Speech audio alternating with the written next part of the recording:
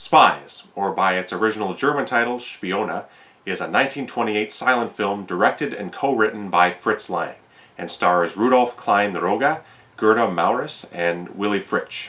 It tells the story of a villainous spy master who runs a massive and powerful espionage organization, alongside the romance between a Russian woman in his employ and an agent working for the Secret Service. I've only seen a handful of Fritz Lang films thus far. Out of the sound films of his that I've seen, I would probably choose The Big Heat as my favorite. I think it's a very well-made, gritty noir. And before watching Spies, the only one of his silent movies I'd seen was Metropolis, the film he had made just prior to this one. So I was quite excited to view this. I'm a big fan of cloak and dagger, espionage films, the procedural nature of spycraft I've always found fascinating, and this is definitely the earliest version of that type of film that I've seen. So I was really curious to see which elements or tropes of the spy film would perhaps be introduced here. And Spies does not disappoint. Right from the opening scenes, we get touches and moments that would play out hundreds of times in movies to come. Whether that be the clandestine opening of a safe, removing classified documents, and assassination, filmed really well I should add, zipping up beside a speeding car and shooting into the passenger in the back seat. And if there is an earlier example of this, I'm not sure, but there's a classic man is just about to reveal crucial information and is killed before he can utter the name we are all waiting to hear. This is just the opening. We get many more as we go along.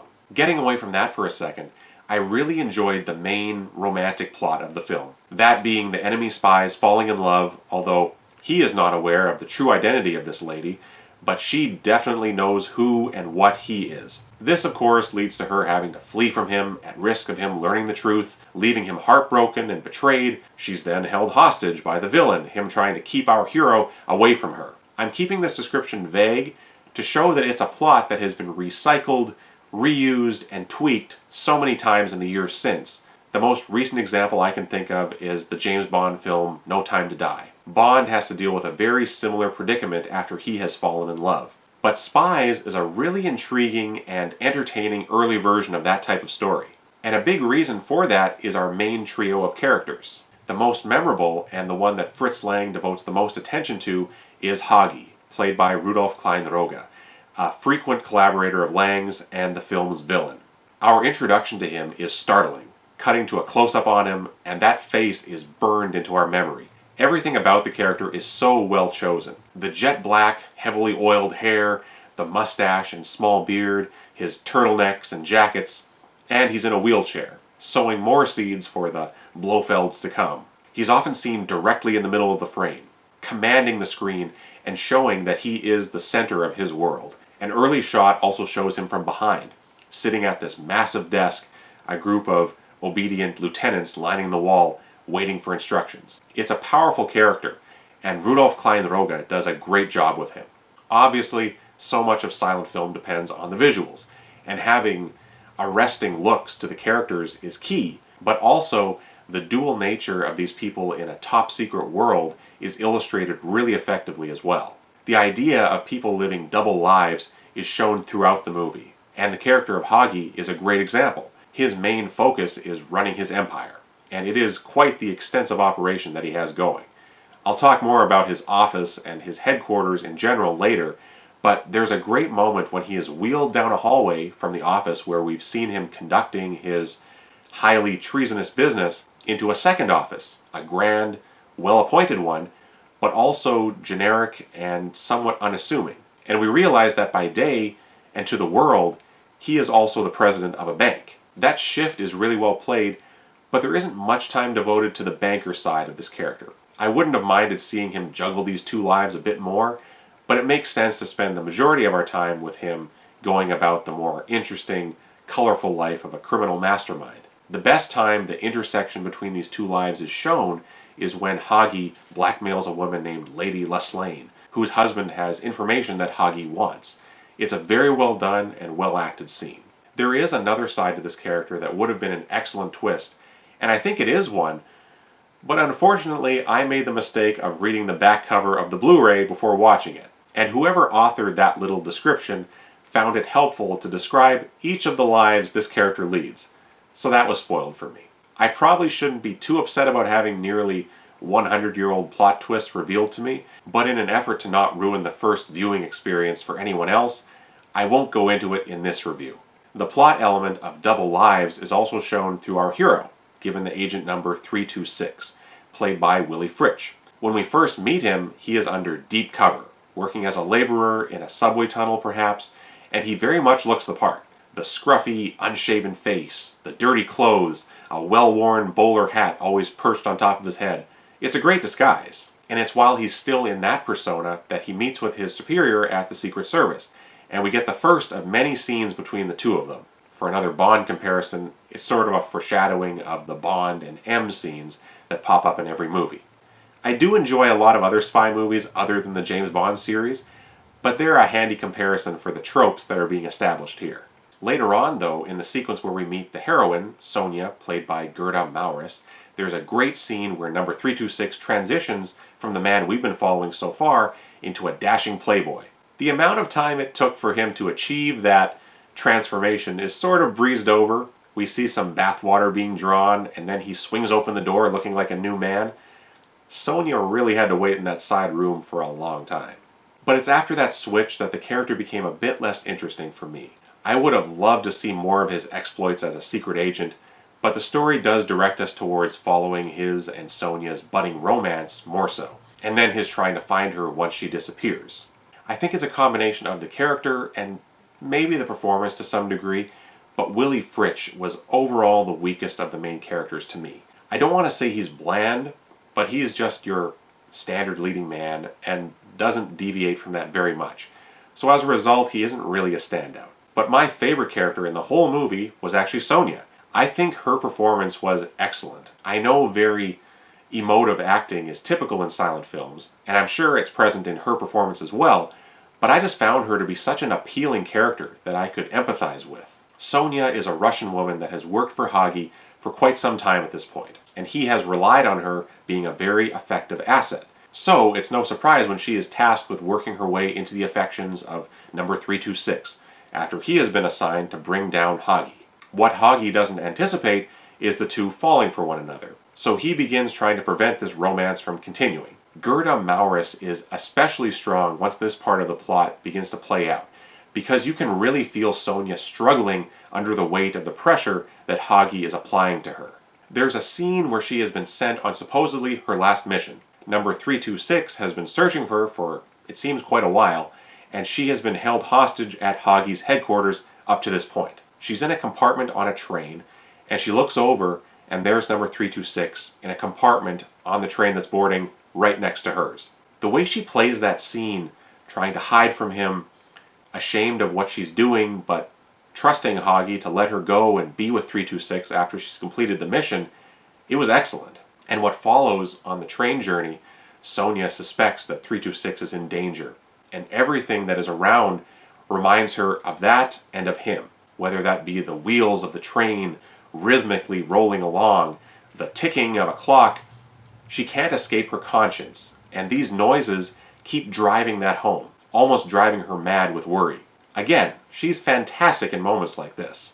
There are so many scenes that I really loved, filled with striking imagery. One in particular involves the character of Matsumoto.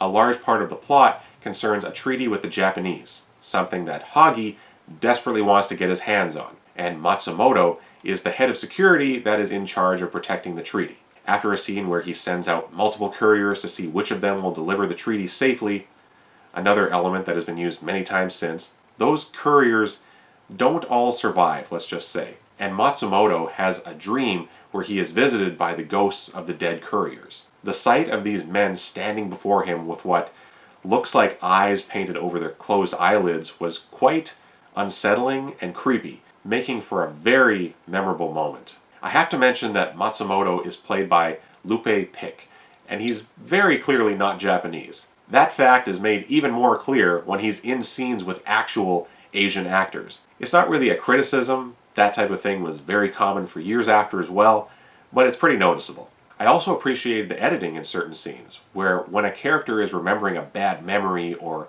we're hearing about an event that is about to take place, we cut to a visual representation of that memory, or flash forward in time to the event happening, and at times it seems the previous scene has ended, but then we cut back to the character continuing their conversation or still in thought. It was a really interesting choice and keeps you on your toes, especially in the early scenes where we're still figuring out who's who and how this world and how this movie works. Okay, I mentioned Hagi's office and headquarters, and I thought they were great. He has this little chute beside his desk where messages can be sent to him from elsewhere in the building. It's probably a pneumatic tube system of some kind, receiving newspapers and notes about what's going on, and he gets a lot of them. Something else I enjoyed is realizing the scale of his operation. No matter what he needs, he has someone in place for that purpose. Either he's sending them out on an assignment, or a seemingly random person is reporting back about something they've witnessed. The headquarters has a great look. Specifically, we see this main thoroughfare area with multiple staircases crisscrossing the screen, men and women moving hurriedly at all times, and that image just gives us such a sense of the labyrinthine nature of what happens there. The version I watched on the Masters of Cinema Blu-ray has a score by Donald Sozin, and I realize that's not the original score, but it's great. There are moments in it that feel as though Lalo Schifrin could have written them for Mission Impossible, and was really fitting. Tying that to Hagi's office, he has a little readout on the wall that tells him who is sending him a message, and every time that happens, it's accompanied by a few notes of the score. It gives the machine a telegram-like sound, signaling some vital information being received. I also wanted to talk about the climax, or climaxes we should say, and just as a whole, that last act was amazing. It starts when number 326 is on board a train sleeping, and we know Hagi has some dastardly plan for him. Without getting into the details too much, the train car stops moving. And it was a great touch to have the necklace that Sonia gave to him slip out of his pocket from above and land on his chest, waking him up. She, in effect, saving his life. And we realize shortly thereafter how diabolical this plan is. Hagi has planned to kill everyone in the train car, just to get rid of number 326. What follows is very suspenseful, with constant cuts to another train barreling ahead, and number 326 realizing why his train isn't moving. The train crash and the chase that follows were the action highlights, I'd say.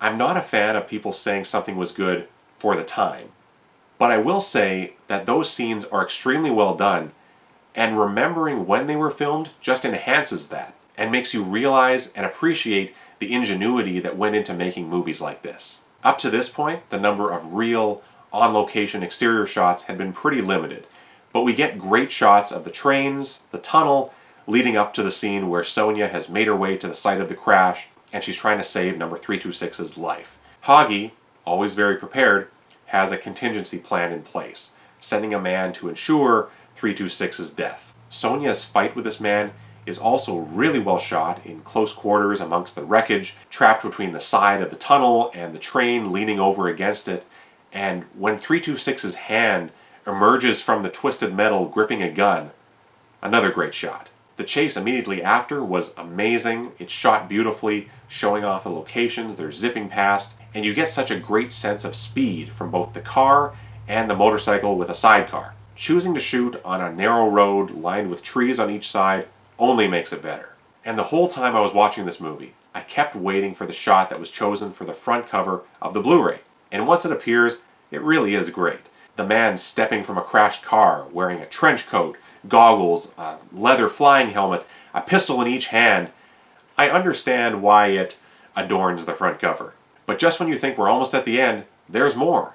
We get to see what's likely one of the first times a cyanide capsule or something like that was used by a captured enemy agent on film, and we get a lengthy sequence at Hagi's bank, where 326 has to try and rescue Sonia. There's a really nice fight sequence between 326's very loyal chauffeur and one of Hagi's guards. The use of shadows in that scene was perfect. They're struggling for a gun. It goes off right in front of Sonia's face at one point, the smoke and muzzle flash blowing her hair back. A grenade gets used inside the office, and the whole time we're cutting back and forth with the search efforts to find some way into the secret part of the building that houses the spy operation. Again, so much suspense. I thought it was brilliant.